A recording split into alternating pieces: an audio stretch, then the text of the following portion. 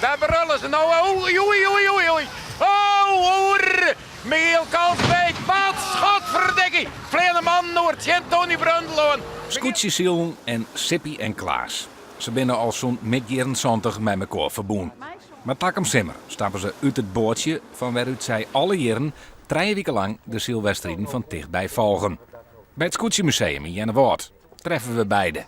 Ja, waarom? Na 24 jaar hadden we ermee op. En dat vind ik wel een heel mooi getal, na 24 jaar. Dat is een heel lang eind, hè? We worden ouder. En voordat we mee worden dat ze zeggen, let op zo de metrie, dan moeten we het voorwezen. Maar het jammer vind ik voor het gaan. Ik vind het ook jammer, maar meestal moet ik jammer vinden. In Jensum leidt de woeste Pierbe in de winterstalling. Henk Skippers is de verste skipper van Klaas en Sippie. Wiekers voor een soort harkers zal het voor hem wennen worden. Noot het duo dat 3 generaties scootjeskippers voorbij varen zeg, de bruidroeihoudt. De gouden tien, altijd in alle rust, mooi rustig. Niet geen spektakel, geen gedoe.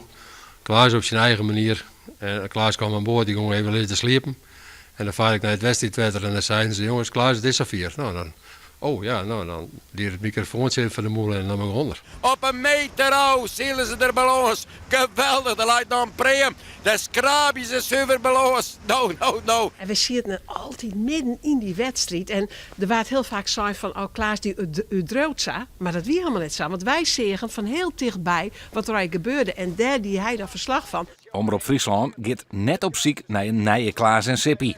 De 2 binnen als duo onvervangbaar.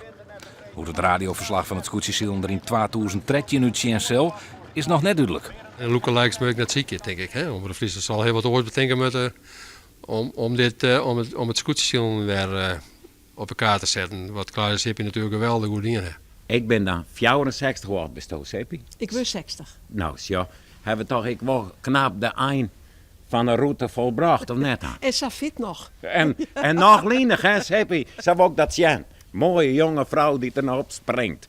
Die oud wie moet je net haar aan boord. Van die laatste keer zijn we nog een best in training. Dat begreep ze wel.